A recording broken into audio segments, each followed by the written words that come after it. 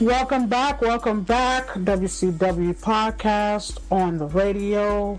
We want to say hello to all our listeners, our regular listeners, and our brand new listeners. It is 2018.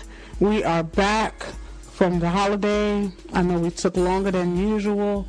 Usually we would have an episode done and ready, but you know how that is. It's 2018 and we're just trying to get right in the beginning of the year. And just put out content. Not perfect content, but content. So here we are halfway through January 2018. And a lot of things have been happening in the news and around. It's been a busy year so far, but we want to focus on this issue of Black motherhood that really I started looking into this last year before I had my baby, right when I was headed to delivery, right around the 9-month mark. And this week I got reminded of just how crazy it is for black women in America, but especially Black motherhood, because Serena Williams, Big Sis Serena, came out with a article in Vogue just talking about her experience with childbirth. I don't want to say she has postpartum because she doesn't, but just adjusting to motherhood and all this kind of stuff. So in the article in Vogue, if you haven't read it, she talks about pretty much how she almost died after giving birth. They placed the baby on her chest, as they like to do. Baby stopped crying. She got to hold the baby. First experience. It's beautiful. And then right after that, she kind of felt like she was dying. And she went and told her doctors, listen, we got to start an IV. I had blood clots before, this and that. And they kind of like shushed her, like, have a seat, sit down somewhere. And she's like, no, like, this is a serious thing. I know my body. I know that, I have this medical history, X, Y, and Z. And you guys need to do this or else I'm going to die. So she wanted a CT scan and they want to do it.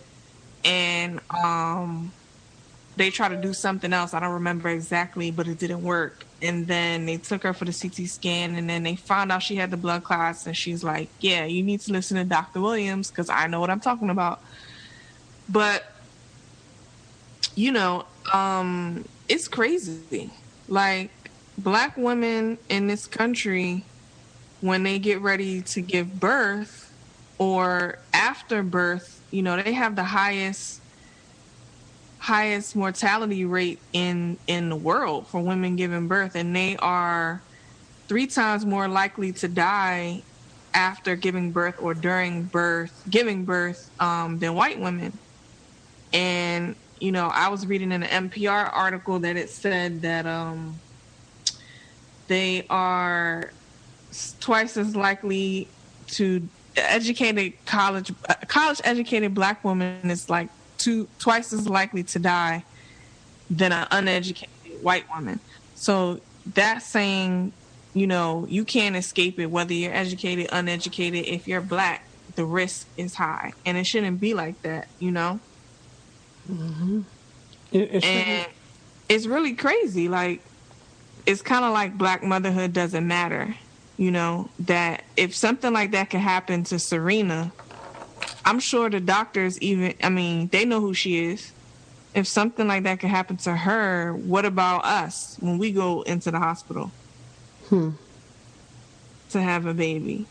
They definitely don't care then. Right. Actually, just recently in church, a young lady, not even 40, she died from pregnancy complications. And it was surreal, because she was like, this pretty woman, and she had a lot going on for her and everything, married, and she just lost her life, you know, just because she wanted to have a baby. But it happens so much. So much. Even a friend of mine went through the same thing Serena went through a few years ago after she had her son. Yeah, after she had her son, she developed these blood clots. And she nearly lost her life. She nearly lost her life. You know, as a mother of three boys, as a mother of three boys, and really, how can I put it? I guess I'm very grateful, so to speak, that I didn't have any of these after pregnancy issues.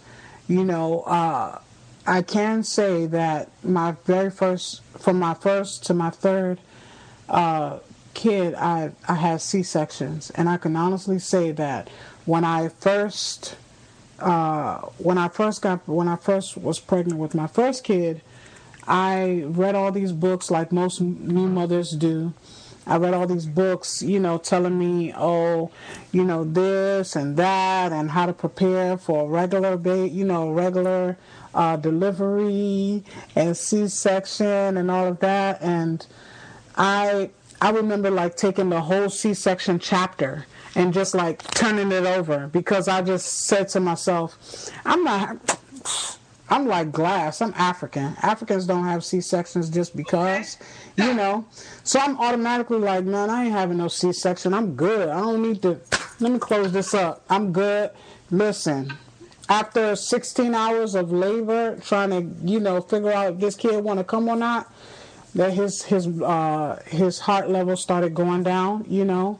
And when they came to me to ask me, you know, it's time for a C-section, it looks like we're going to have a C-section, I couldn't even answer because I was in so much pain. And I didn't take no meds or nothing. I was just going through it. And by that time, I was so out of it, my husband had to answer for me. But it was a lot. Because I'm going to honestly say to you now that after having that C-section, I didn't feel like a mother. I didn't feel like a regular mother. I felt like I was supposed to have my baby like everyone else. Not a C-section. That's what I automatically thought. And it took some time to realize that you're just as a mother as any other mother that pushes a baby out. Yeah. You know, and 3 kids later, I still have C-sections for my second and my third. And it's about, like, being pregnant is not a joke. It's a beautiful thing, don't get me wrong, to see, you know, how you develop from being, you know, probably a petite person to having a belly, a small belly or a big belly to carry your kids, to carry your baby. It's a beautiful thing. However, it's a very scary thing because I developed high blood pressure from being pregnant. And did you have preeclampsia? Yeah, I had that throughout my second, but my first, it started in the middle, I believe. But I had that. For those that are not mothers or kind of don't know about that, the preeclampsia is the hypertension. Yes, high blood pressure. You get extreme high blood pressure when you're pregnant due to the pregnancy. Mm-hmm. So that in itself, it can kill you. That in itself, people don't even realize how big of a deal that is until it happens to you. You know, but what happens to Serena is unfortunate, and what happens to, you know, women of color alone, you know, why is it that you couldn't listen to her from the very beginning anyway?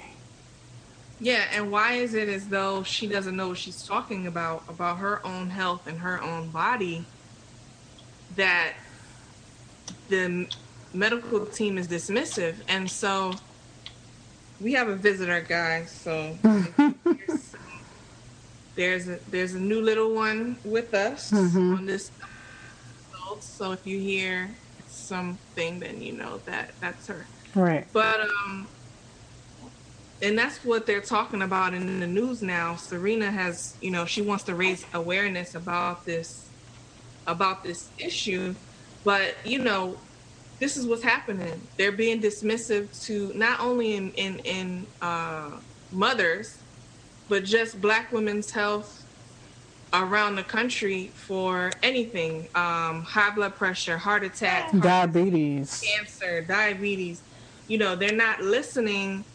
When I read an article that came out after Serena's article, where this guy was talking about his mom and how she was having a heart pain and a chest pain and a side pain for 2 years. And they kept on telling her it's nothing and this and that and dismissing her and it's not this and it's not that. And she eventually died from cancer. And, and this is happening to us.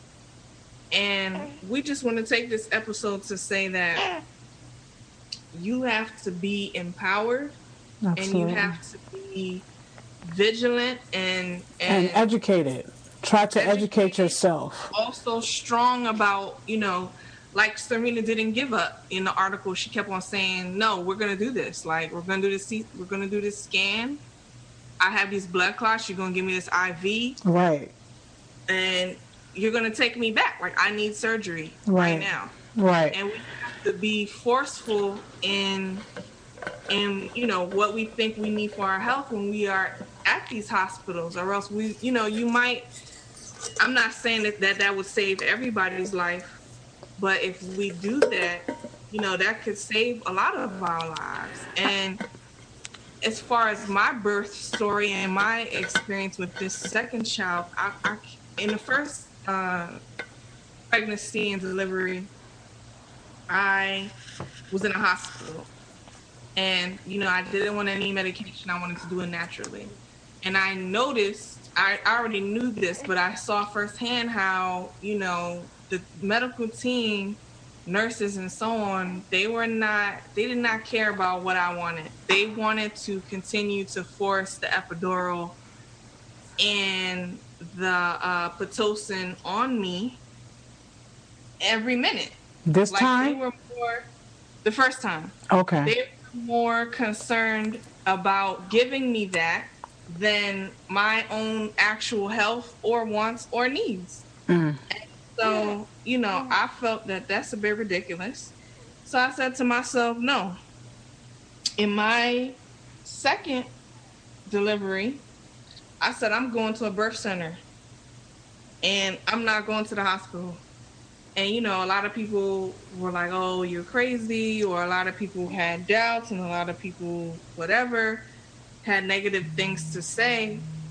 But for me, I knew that was the best decision because when I tell you that was the most empowering thing that I've ever done in my life, having my second daughter at the birth center in which I could have her however I wanted to have her. I can do whatever I wanted. I can eat. I can drink. I could have however many people in the room as I wanted. I could have my own music. I made my own playlist. I deliver her standing up in the shower. I wasn't in the shower because I never made it to the shower, but I was on my way into the shower. And the things that everything was about me. The nurses everything about what I wanted, how I felt, what do I need? They were saying like, you're awesome, you're amazing, you're strong, you rock, you a rock star, and all of that to help me during the delivery. And so I definitely feel the need to feel empowered and to feel like you're in control of your own health in situations like, childbirth and surgery and whatever else. Because honestly, after going through that, that's the only way you're going to really make it and make the best decisions for your health. Absolutely. Absolutely. Yeah. So it's unfortunate, but I'm glad that you had a great experience the second time. Everyone's experience is different. All my experiences with having my children was good experiences at the hospital. I didn't have too many bad. I had one hiccup with this third one, and I almost knocked the nurse out, but we got it. We got it under control because I think she knew my stance from the look that I gave her. But anyways, moving on. One thing I can say for sure is never underestimate the power of a black woman. No. And I say that because there's so many powerful heaven and earth. There's so many powerful black women out there that their word, like their mannerisms, what they stand for, is so awesome. Everyone saw Oprah's speech last week, and a lot of people were in tears about it. I sometimes low-key want to listen to it every day. I think I might listen to it Monday. Right, on Mondays. I go back to work for the first time. Yes.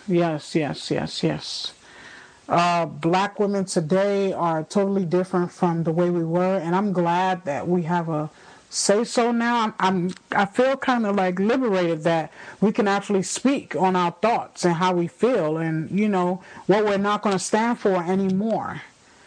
Blatant racism.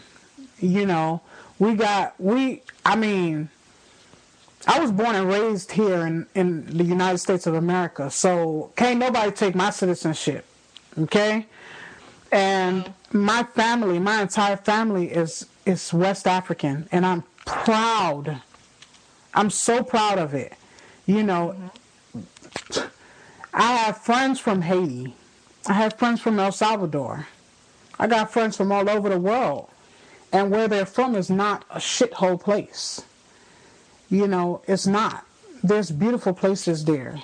I mean, what has happened to some of those countries it's unfortunate, but to call it a shithole is so ridiculous, and racism, like, you know what? And I think it's always this time of the year that we always seem to talk about this guy. But he made those comments and then came back and say he did not make those comments. This guy is walking around here spreading hate, negativity, lies, everything that's negative is what this guy's spreading, Jen. Straight up. And so now is more important than ever that we, because we are at the bottom of the bottom as black women as far as in this society, right? So we're double negative. We're a minority, and then we're women, and so in this society, that's where we are. So now it's more important that we are empowered, that we have all these great leaders and figures that are black women that are, not standing for all that kind of nonsense, that's taking a stand, that's positive, that's making strides for us.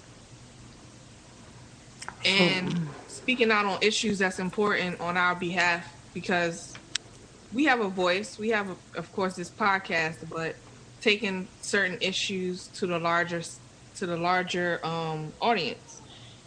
So, hats off to Serena.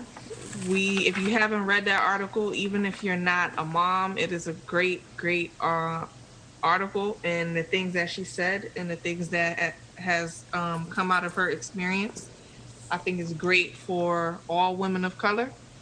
So check it out in the latest edition of Vogue magazine, and that's pretty much it. Yeah, and keep in mind that Women on Crush Wednesday podcast, we're taking things we're doing things differently this year.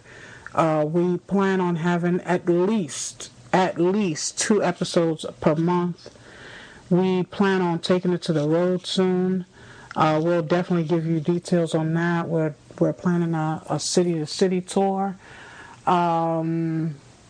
We have a lot in store for 2018. Just go ahead and watch. Please keep subscribing. Please share our episodes. Please reach out to us if you have any questions or if you have any comments, letting us know how we're doing. We are Womanore Crush Wednesday at gmail.com. WCW Podcast on Instagram.